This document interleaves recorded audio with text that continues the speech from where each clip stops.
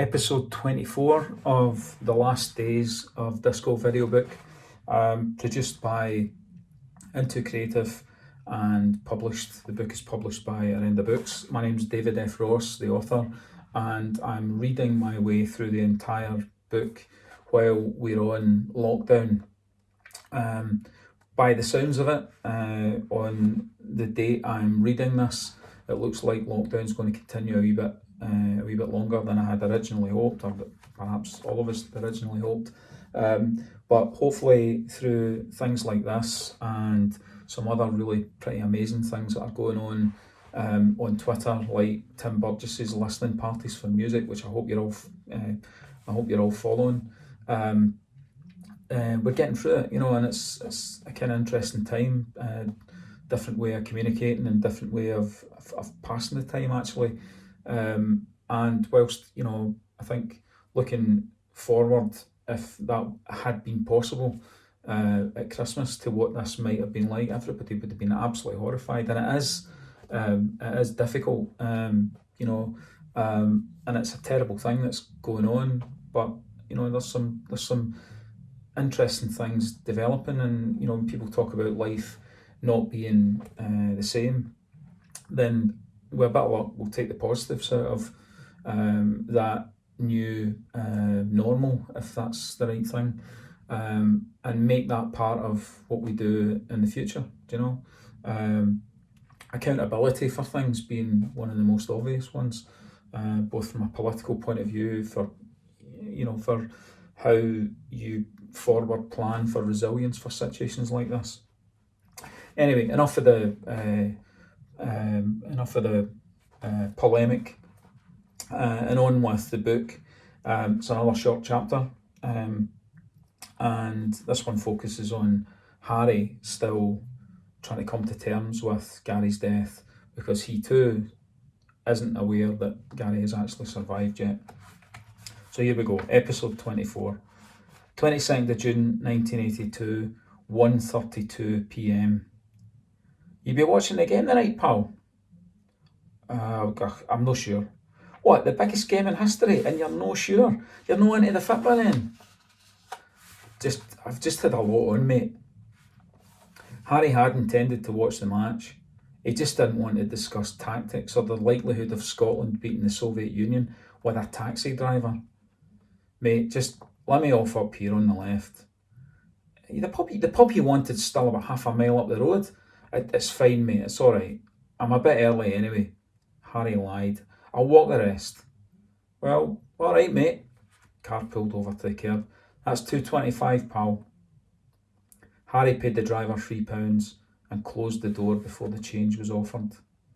He was almost 45 minutes late.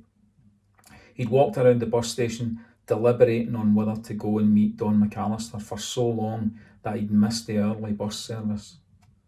When he finally convinced himself that not showing up would only lead to more approaches, the only option was a cab from the stands behind the bus station.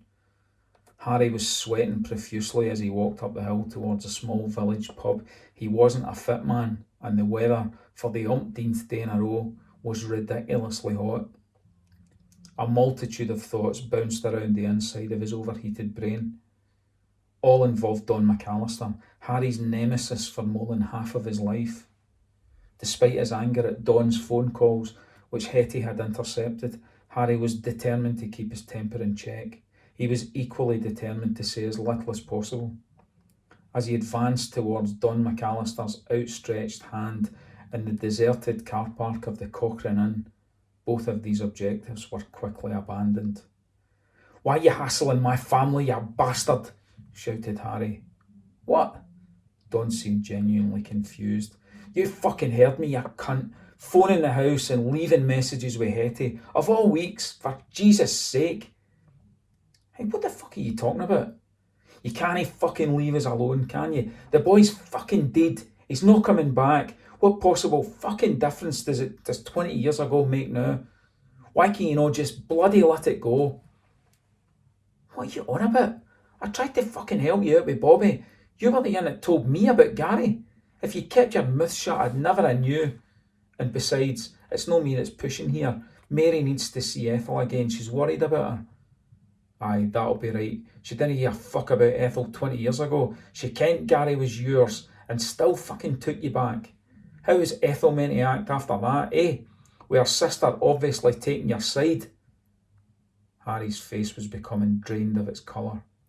Although Don was sure no one was watching them, that was the main reason he picked the location, he still felt the need to defuse the situation. Harry continued ranting. Mary's no seeing Ethel. I told you all the years ago, you were just to stay away from us. And I fucking mean it even more now. Don't phone. Don't come round. Just fuck off. Get it? Harry, I can't promise that. Mary, fuck Mary! Harry lurched forward to punch Don with his full-fingered hand, but Don was too quick, and stumbling, Harry hit only fresh air, and then, with his head, the dry stone dyke wall. 22nd of June, 1982, 1:32 p.m. The toast popped up. Hetty walked over to it with the butter in one hand and a knife in the other. She hadn't eaten much in days, and her mum had eaten even less, but she still felt that perhaps a bit of toast and a cup of tea would help them both.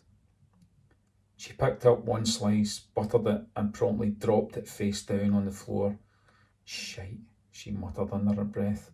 The swing bin in the kitchen was full, so she took the hairy toast into the living room and dropped it into a smaller bin in there, bending down to pick up the screwed up ball of paper that was lying behind it. She read the note. Oh, Dad, what are you doing?